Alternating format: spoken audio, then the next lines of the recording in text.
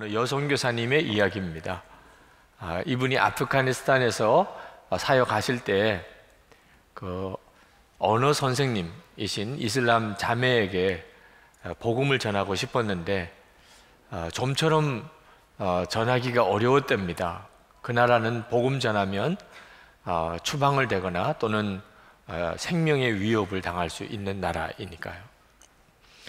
얼마 동안 친밀해지고 교제가 깊어지고 난 다음에 예수를 믿으라고 전도를 해보았더니 아니나 다를까 안색이 싹 변하면서 다시는 만나고 싶지 않다고, 그런 이야기 할 거면 만나지 않겠다고 하더래요.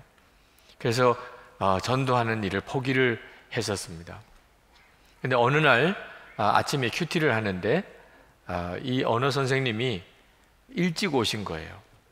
그래서 방에 들어오시라고 그러고 차를 준비해서 들어갔더니 큐티하는 그 말씀 묵상 노트를 이분이 보고 계시더랍니다. 그러면서 묻더래요. 이것이 당신 생각이냐고. 그게 아니고 성경에 있는 내용이라고 이야기를 해줬더니 너무나 내용이 좋다고, 나도 한번 읽어보고 싶다고 그러더랍니다. 그래서 그러면 읽어보시자고. 그래서 신약 성경을 같이 읽기 시작을 했는데 아프가니스탄 사태가 일어나고 급히 아프가니스탄을 떠나야 할 사정이 생긴 바람에 성경책만 드리고 나올 수밖에 없었답니다. 1년쯤 지나서 안부 전화를 하게 됐는데 그 자매가 나도 너와 같은 사람이 되었어 라고 말하더랍니다. 정말 놀라운 일이잖아요. 정말 말씀은 믿음을 갖게 해줍니다. 그러므로 복음을 전하는 일이 너무나 복 있는 일인 것입니다. 복음을 듣지 않고서야 어떻게 예수님을 믿을 수 있겠습니까? 여러분들은 예수님을 만나시고 예수님을 믿으셨나요? 다 전도를 받고 말씀을 듣는 중에 믿음이 생겼지 않습니까? 오늘 본문 말씀에 그 중요한 내용들의 말씀들이 나옵니다. 믿음은 들음에서 생기는 것이고, 그리고 전도자의 발걸음이 얼마나 아름다운가 하는 노래가 나오는데, 그러나 오늘 본문의 말씀의 중요한 핵심은 사실은 말씀을 통해서 믿음이 생기는 것과 또는 전도의 귀한 사명에 대한 것이 아닙니다. 그 자체는 굉장히 중요한 내용입니다. 그리고 오늘 본문은 이 믿음을 가르칠 때 또는 전도에 대해서 우리가 하나님의 뜻을 깨달을 때 근거가 되는 굉장히 중요한 본문이지만, 사실상 이 본문에서 사도 바울이 말씀하신 것은 그런 내용이 아닙니다. 사도 바울이 말씀하려고 하는 핵심은 유대인의 문제입니다. 유대인의 문제. 유대인들이 왜 예수님을 안 믿었느냐 하는 것입니다. 만약에 말씀을 듣지 못해서, 그리스도를 전하는 말씀을 듣지 못해서 유대인들이 예수님을 안 믿었느냐, 그래서 18절에 묻습니다. 그들은 들은 일이 없습니까? 라고 묻습니다. 사도 바울은 대답합니다. 그렇지 않다는 거예요. 유대인들은 예수 그리스도에 대한 말씀을 이미 다 알고 있다는 겁니다. 구약 성경에 예수 그리스도의 예언에 대해서 너무나 많은 말씀이 나옵니다. 예수님은 갑자기 오신 분이 아닙니다. 구약 성경에 있는 예언의 성취입니다. 그러므로 유대인들이 예수 그리스도에 대해서 모를 수가 없습니다. 예수님은 유대민족의 한 사람으로 오셨습니다. 유대민족이 사는 땅에 태어나셨습니다. 거기서 사셨습니다. 그리고 유대인들에게 말씀하셨습니다. 그러므로 진짜 17절 말씀처럼 믿음이 들음에서 나는 거, 그 말씀은 예수 그리스도를 전하는 말씀이라고 한다면 유대인은 세상에서 제일 예수를 잘 믿을 민족입니다. 그런데 어째서 유대인들이 예수님을 믿지 않고 예수님을 배척했느냐 하는 것입니다. 이것이 지금 사도 바울이 말씀하고 싶어 하는 것입니다. 믿음이 들음에서 나는 거고, 들음은 말씀으로부터 오는 것이라면 유대인들이 어떻게 말씀을 알고 있는 유대인들이 예수님을 안 믿을 수 있느냐는 거예요. 사도 바울은 이 일에 대해서 이렇게 말씀합니다. 16절에 그러나 모든 사람이 다 복음에 순종한 것은 아닙니다. 이사야는 주님, 우리가 전하는 소식을 누가 믿었습니까? 하고 말하였습니다. 사도 바울은 유대인들이 하나님의 말씀을 가지고 있었지만 그들이 순종하지 않았기 때문에 믿음이 되지 못했다는 것입니다. 실제로 사도 바울이 이사야의 말을 인용했지만 유대 민족은 하나님이 보낸 선지자들의 말을 듣지 않았습니다. 그 선지자들을 핍박하고 심지어 죽이고 하나님의 말씀을 거절했던 사람들이 유대 민족입니다. 하나님의 말씀은 분명히 들었습니다. 그들은 하나님의 말씀을 가지고도 있습니다. 그러나 유대 민족에게 하나님의 말씀에 순종이 있느냐고 물으면 유대 민족은 할 말이 없는 것입니다. 예수 그리스도의 복음도 똑같다는 겁니다. 예수 그리스도의 복음의 말씀을 유대 민족은 이미 알고 있었지만 그들은 순종하지 않는 사람들이었습니다. 그러므로 그 말씀이 믿음이 되지 못했다는 것입니다. 이것은 유대 민족에게는 아주 정말 충격적인 고발과도 같은 것입니다. 그러나 오늘 우리들에게도 이 말씀은 동일하게 매우 중요한 말씀입니다. 어떤 분들은 나는 성경도 읽고 설교도 많이 들었지만 도무지 믿어지지가 않아. 그러신 분들이 있습니다.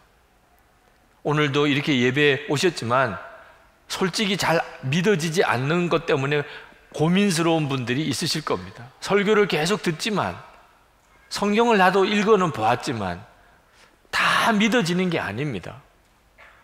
그런 경우에 여러분들이 꼭 점검해 보시기 바랍니다. 여러분이 분명히 성경도 보았고 말씀도 들었지만 말씀에 순종해 보았느냐고 하는 것입니다. 믿음은 말씀에 순종하게 될 때 그것이 믿음인 것입니다. 여러분 하나님을 믿으십니까? 그러면 대부분이 다 믿으신다고 하실 겁니다. 그러면 여러분들은 하나님에게 순종하십니까? 라고 이렇게 물으면 굉장히 당황스러워지게 됩니다. 분명히 나는 하나님을 믿지만 하나님에게 순종하고 있느냐라고 말하면 자신이 없어집니다. 그 말은 우리도 모르는 사이에 믿는 것과 순종하는 것은 별개라고 생각하고 있는 겁니다. 하나님을 믿지만 나는 순종하고 있다고는 말할 수가 없어. 그 말은 스스로 속고 있는 것입니다. 여러분, 믿음은 순종하게 될 때의 믿음인 것입니다. 순종은 안 하는데 믿는 경우는 없습니다. 우리가 이렇게 분명하게 순종하는 믿음을 가지고 있지 않기 때문에 믿는 것 같기도 하고 또 안 믿는 것 같기도 하고 우리의 믿음에 혼란이 오고 있는 것입니다. 여러분, 죄하면은 어떤 것이 연상이 됩니까? 무슨 살인죄나 또는 도적질이나 무슨 사기죄나 이런 세상의 어떤 법을 어기는 그런 범죄인을 생각할 수도 있습니다. 또는 은밀하게 부끄러운 짓을 하는 것들을 연상할 수도 있겠습니다. 그러나 인류 최초의 죄가 뭔지 아십니까? 아담이 무슨 죄를 지었죠? 하나님에게 불순종하는 죄를 지었습니다. 그러므로 죄의 가장 근본은 불순종이고 가장 악한 죄는 불순종입니다. 그런데 안타깝게도 많은 사람들이 불순종을 그렇게 큰 죄로 여기지를 않습니다. 여러분, 요나가 니느웨로 가라는 하나님의 음성을 들었습니다. 그런데 그날로 즉시 다시스로 가는 배를 타고 도망을 가버렸습니다.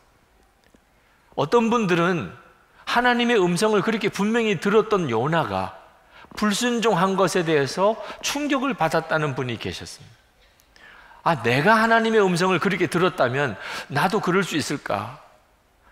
우리는 하나님의 음성을 분명히 못 들으니까 우리가 순종을 하는지 불순종하는지 애매할 때가 있는 거 아닙니까? 정말 그렇습니까? 여러분, 용서하라, 사랑하라, 하나가 되라, 기뻐하라, 감사하라. 우리는 이게 하나님의 음성인 줄 모르기 때문에 지금 순종 안 하고 있는 거죠. 그거 진짜 하나님의 음성인가? 다 압니다, 우리는. 요나만 하나님의 음성을 듣고 불순종한 게 아닙니다. 우리도 이미 하나님의 뜻이라고 다 알지만 불순종이 얼마나 무서운 것인지를 개념이 없는 것입니다. 여러분, 우리의 본성이 아주 악하다고 하는 증거가 뭐냐면 순종은 답답하고 어렵고 나를 구속하는 것이고 불순종은 자유로운 것이라고 생각하는 것입니다.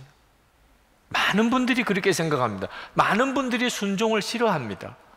순종은 아주 답답하게 여깁니다. 순종은 너무 부담스럽습니다. 불순종은 나를 자유하게 해줄 거라고 생각합니다. 여러분, 이건 완전히 속은 것입니다. 우리 속에 불순종의 영이 있기 때문에 그렇게 느끼는 것이죠. 여러분, 사람이 암에 걸리고 나면 그러면 사람이 완전히 바뀝니다. 암에 걸린 사람은 하나님에게 순종하는 것이 그것이 자기의 마음의 소원이 됩니다. 식성도 바뀝니다. 평소에는 나는 그런 건 안 먹어, 나는 내 식성은 이런 거야 이러던 사람이 암에 걸리고 나면 그러면 몸에 좋다는 음식만 먹어요. 몸에 안 좋다는 건 금방 끊어버립니다. 새벽기도 체질도 바뀐다니까요. 나는 새벽에 도무지 일어날 수가 없어 이런 사람도 암에 걸리고 나면 아주 새벽기도 체질이 돼버려요. 철야기도 체질이 됩니다. 암에 걸리고 나면 그 다음부터는 하나님, 저는 순종만 하고 살겠습니다, 이 기도가 그냥 저절로 나옵니다. 순종이 사는 길이구나, 그냥 답이 와요. 불순종은 위험한 것이고 불순종은 나를 힘들게 하는 것이라고 그렇게 깨달아집니다. 암만 하나 걸려도요. 여러분, 성령 충만한 사람은 순종이 기쁨입니다. 순종이 살 길입니다. 불순종은 두려운 길이에요. 불순종은 정말 고통스러운 길입니다. 여러분은 성령 충만하십니까? 순종과 불순종에 대한 여러분의 생각이 어떤지를 보면 금방 알 수가 있습니다. 여러분, 불순종의 영이 무섭다는 것을 아셔야 됩니다. 그렇게 어릴 때는 순진하고 말 잘 듣던 아이가 점점 나이가 들면서 반항적이게 되고 거칠게 성격이 바뀌는 이유가 뭐지요? 사람의 본성 속에 이 불순종의 영이 있기 때문입니다. 불순종의 영은 자기 마음대로 하고 싶은 영입니다. 이것이 우리 인생을 망치는 겁니다. 여러분, 행복을 위해서 우리가 얼마나 애를 쓰고 사십니까? 아침부터 저녁까지 정말 노심초사하면서 그렇게 행복하게 살아보려고 하는데도 왜 행복하게 사는 사람 찾아보기가 그렇게 어렵지요? 이유는 우리 속에 있는 바로 이 죄악의 본성, 불순종의 영 때문입니다. 순종은 너무 힘들고 너무 싫고 불순종하는 것은 그것은 나를 자유하게 해줄 거라고 하는 이 무서운 생각 때문에 우리 인생이 망가지는 것입니다. 여러분은 정말 순종하고 또 순종하고 또 순종하는 삶을 살고 있는 겁니까? 만약에 그렇게 대답할 수 없다면 여러분은 지금 심각하게 잘못된 길을 가고 있는 것입니다. 누가복음 16장에 보면 날마다 잔치하고 살았던 부자가 죽고 난 다음에 가보니까 지옥이었습니다. 그 고통은 말할 수가 없었습니다. 그런데 이 부자가 천국을 향하여 보니까 거기에 아브라함이 보이는데 아브라함의 품에 나사로가 안겨져 있었습니다. 그 나사로는 자기 집 앞에서 죽은 거지입니다. 이 부자가 너무너무 간절한 마음으로 아브라함에게 요청을 드렸습니다. 자기를 천국에 좀 데려다 달라는 게 아니었어요. 동생이 5명이나 있습니다. 이 동생이 자기랑 똑같이 살고 있습니다. 지옥이 있는 줄 모르니까 결국은 이 동생들도 다 지옥에 올 게 뻔합니다. 그래서 이 부자가 아브라함에게 요청드린 것은 그 품 안에 있는 나사로, 이미 죽었지만 다시 살아나게 하셔서 동생들을 좀 찾아가서 너 형이 지옥에 가 있다, 그리고 이렇게 살면 다 지옥에 간다, 이제는 진짜 하나님의 말씀대로 살아라, 그 말씀을 좀 전해주세요. 아브라함이 거절합니다. 하나님의 말씀대로 살으라는 것은 이미 그들 속에 선지자가 있다. 하나님의 말씀, 모세의 율법이 이미 그들에게도 있다. 그걸 읽으면 된다. 그 선지자의 말을 들으면 된다. 아닙니다. 죽은 나사로가 살아나는 그런 기적이 일어나면 동생들이 좀 관심 있게 들을 겁니다. 아브라함이 아니라 그랬어요. 지금 있는 하나님의 말씀, 지금 있는 선지자의 말을 듣지 않는 사람은 죽은 사람이 살아나서 이야기를 해도 듣지 않는다. 우리로서는 잘 이해가 안 되는 일입니다. 죽은 사람이 살아나서 천국과 지옥이 있다고 이야기하면 다들 깨닫고 뭔가 변화가 오지 않겠습니까? 그런 사람도 있습니다. 그렇지만 전혀 반응을 안 보이는 사람도 있습니다. 불순종의 영에 사로잡혀 있는 사람. 불순종의 영이 없다면 그럴 수가 없는 것입니다. 그러므로 여러분, 불순종의 영을 작게 생각하시면 안 됩니다. 유대인들은 하나님의 말씀을 가지고 있었고 그 말씀 속에는 예수 그리스도에 대한 예언이 있었음에도 불구하고 그들은 불순종의 영을 사로잡혀 있었기 때문에 그 구원의 말씀을 듣고도 그들은 믿음을 갖지 못했던 것입니다. 하나님의 말씀에 대한 관심은 여러 가지 있을 수 있습니다. 그런데 우리 주님이 정말 원하시는 것은 말씀을 들었으면 순종하는 것이거든요. 말씀에 순종하는 것 빼고는 관심들이 많습니다. 그러면 우리 주님은 우시는 거예요. 우리가 말씀에 순종하지 않고 말씀에 순종해야 된다는 생각이 없으면 우리 주님은 우리 속에 오셔서 근심하시고 탄식하시고 그리고 통곡하시는 것입니다. 오늘 본문에도 순종하지 않는 당신의 백성들을 향한 하나님의 눈물이 오늘 이 본문 말씀에도 나타나 있습니다. 21절 말씀입니다. 또한 이사야는 하나님께서 이스라엘을 보고 복종하지 않고 거역하는 백성에게 나는 온종일 내 손을 내밀었다 하신 말씀을 선포하였습니다. 저는 이 말씀을 묵상하면서 정말 눈물이 나더라. 나는 복종하지 않는 내 백성에게 온종일 손을 내밀었다. 그 하나님의 심정을 생각하니까 하나님은 어떠신 마음으로 그 손을 내밀고 계셨을까요? 틀림없이 우셨을 거예요. 그렇게 불순종하는 당신의 백성들을 향하여 하나님은 온종일 손을 내밀고 계셨다. 내 손을 붙잡아야 된다. 정말 내 손을 붙잡고 살아야 돼. 정말 순종해야 되는 거야. 이것이 이스라엘 백성들을 향한 하나님의 마음이었다는 거예요. 근데 여러분 아십니까? 지금 우리에게도 똑같으신 거예요. 우리 주님은 오늘 저나 여러분들에게 말씀하십니다. 이제는 정말 내 손을 붙잡고 가야 돼. 사는 길이 그 길밖에 없습니다. 순종인 거예요. 그러나 우리 마음은 자꾸 순종이 싫습니다. 부담스럽습니다. 그래서 우리 주님의 안타까움이 있는 것입니다. 저는 교회가 부흥되려면 주님께 순종해야 되겠구나 하는 것을 목회할 때 깨달았어요. 목회를 처음 시작할 때 주님께 순종해야 교회가 부흥되겠구나.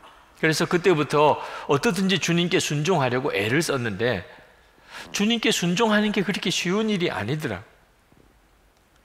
뭔지 모르게 주님과 사이가 답답하다는 느낌을 가지고 목회를 해왔습니다. 근데 어느 날 제가 샤워를 하다가 갑자기 마음에 애통함이 와요. 그런 일도 처음이어서 너무 당황스럽기도 하고 그래서 급히 몸을 닦고 나와서 하나님 앞에 기도하는데 방언이 터지면서 정말 너무너무 울었습니다. 그러나 제 마음속에 왜 이런 애통함이 있는지를 잘 모르겠어요. 제가 방언으로 기도하면서 제가 뭘 하나님께 회개하고 있는지를 모르겠어요. 그때 마음에 깨달아지는 것이 있었어요. 제 순종이 온전한 순종이 아니었다는 것.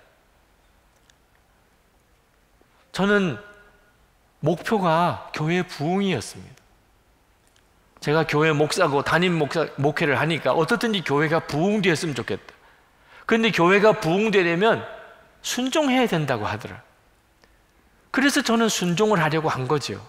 제 마음은 교회 부흥에 있었습니다. 순종은 그 방법이에요. 주님은 그것이 안타까우셨던 것입니다.